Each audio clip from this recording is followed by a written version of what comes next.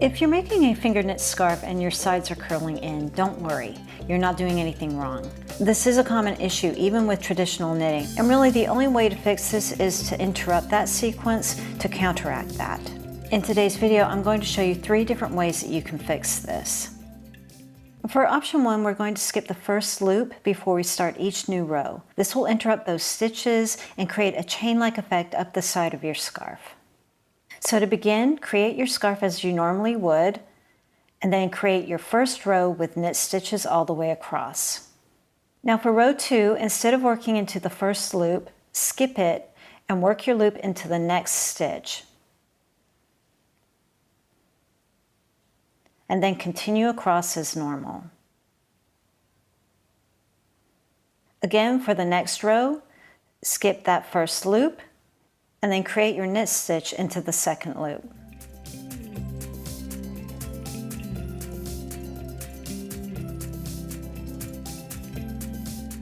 And then you'll just keep doing this until you reach the length of the scarf that you want to make.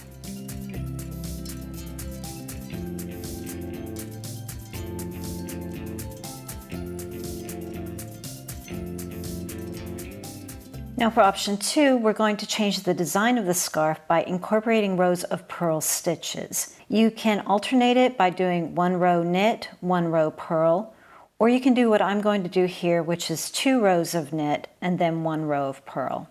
To do a purl stitch, simply push your yarn through the loop from the front instead of from behind.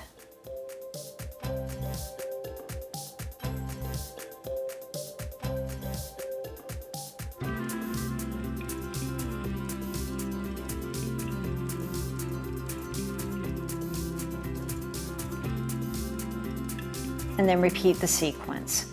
2 rows of knit, and then 1 row of purl. And like I said, you can do any kind of pattern that you want. It really doesn't matter. Whichever sequence you choose, this is going to keep your scarf straight. Continue until you've reached the length of your scarf.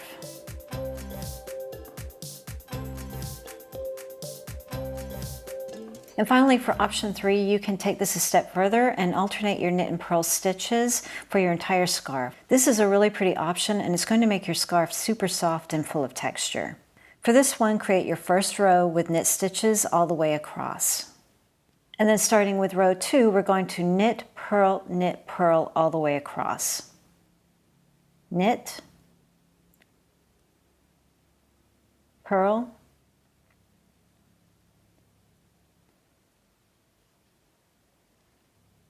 knit, purl,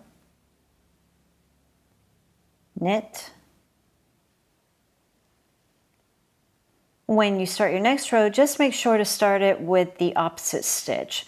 For example, my last stitch in the previous row was a knit stitch, so I'll start this row with a purl.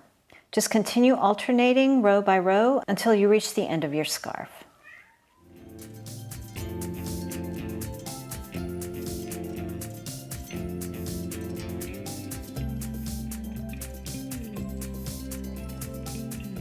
For all of these, you can fasten off how you normally would, but here's an easy way you can do it. Behave as if you're starting a new row and pull that loop through and make it a little bit longer than you normally would, about 2.5 to 3 inches. Well, you want to make these loops larger to help it lay flat.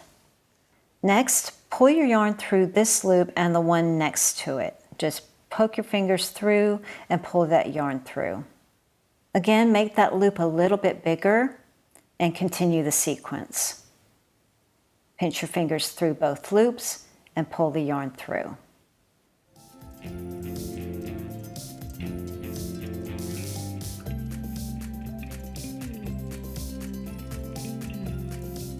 Once you reach the end, you can snip your yarn and pull that yarn through the loop just like you normally would to create your slip knot. I really hope these tips helped, and remember, you're not doing anything wrong. This is just the nature of the stockinette stitch. Now, if you're new to finger knitting and you'd like to learn some more tips and tricks, check out these videos. I think you'll like them.